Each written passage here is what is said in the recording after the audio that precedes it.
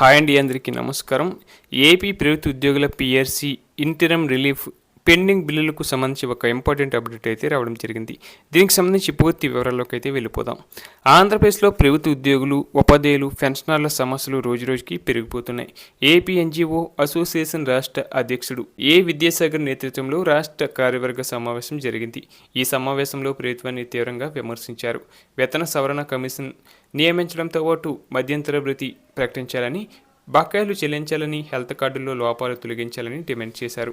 Telangana 2023లోనే PRC పూర్తి చేసిన కేంద్రం ఈ ఏడాది వేతన సవరణ ప్రారంభించిన ఏపీలో ఇంకా ఆలస్యం ఎందుకని ప్రశ్నించారు. అలాగే పిఆర్సీ నియామకం 2023 జూలై నుంచి ఆలస్యం. ఇది ఉద్యోగుల వేతనాలు, షిప్మెంట్ను, డిఎల్ను ప్రభావితం చేస్తుంది. అలాగే మధ్యంతర భృతి ధరల పెరుగుదలకు అనుగుణంగా తక్షణం అమలు చేయాలని కోరారు.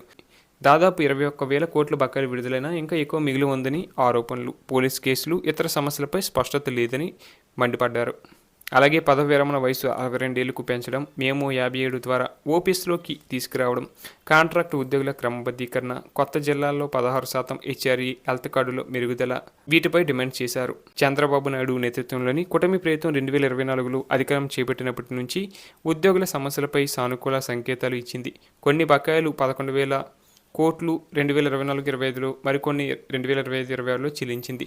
డిఏలు, గ్రాట్యులు విడుదల చేసింది. అయినా పూర్తి పిఆర్సీ ఇంకా ఆలస్యం అవుతుందని తెలిపారు. అలాగే 2025-26 బడ్జెట్లో ఫిస్కల్ డెఫిసిట్ 4.4%, రెవెన్యూ డెఫిసిట్ కూడా ఎక్కువ. ఇక శాలరీలు, పెన్షన్లు, రెవెన్యూ వ్యయంలో పెద్ద భాగం. శాలరీలకి 21%, పెన్షన్లకి 10%. కొత్త పిఆర్సీ అమలు చేస్తే మరిన్ని వేల కోట్ల ఆర్థిక భారం. ప్రయత్నం క్యాపిటల్ ఎక్స్పెండిచర్పై దృష్టి సారించింది. ఇన్ఫ్రాస్ట్రక్చర్ పెట్టుబడులు, సర్వాంధ్ర 2047 లక్ష్యాలు, ఇది దీర్ఘకాలిక అభివృద్ధికి అవసరమని చెబుతుంది. అలాగే తెలంగాణలో 2023లోనే పిఆర్సీ అమలు కావడం, కేంద్రం కూడా ముందుకు రావడం, ఏపీలో ఆలస్యం, పోలికలు ఉద్యోగుల్లో అసంతృప్తి పెంచుతున్నాయి. ఎంతకీ ప్రభుత్వం సానుకూల దృక్పథంతో ఉందని, సమయానికి నిర్ణయం తీసుకుంటుందని చెబుతుంది. అయితే ఉద్యోగులు ఇది నిర్లక్ష్యం అంటున్నారు. ఇక ఎన్నికల ముందు ఉద్యోగులకు ఇచ్చిన వాగ్దానాలు, ఓపీఎస్ పునరుద్ధరణ, కాంట్రాక్ట్ రెగ్యులరైజేషన్ పూర్తిగా నెరవేర్చకపోవడం విపక్షాల వైఎస్ఆర్సీపీ విమర్శలకు కారణమవుతుంది. ఉద్యోగులు వెల్ఫేర్ స్కీములు అమలులో కీలకం. వారి అసంతృప్తి ప్రభుత్వానికి రాజకీయంగా నష్టం కలిగించవచ్చు. అయినా ప్రభుత్వం కొన్ని సానుకూల చర్యలు, బకాయిల విడుదల, సమావేశాలు చేపట్టింది. పూర్తి పరిష్కారం కోసం ఆర్థిక పరిస్థితి మెరుగుపడాలి లేదా ప్రాధాన్యతలు మార్చాలి. ఇక ఉద్యోగులు రాష్ట్ర అభివృద్ధికి వెన్నెముక. వారి డిమాండ్లు న్యాయమైనవి.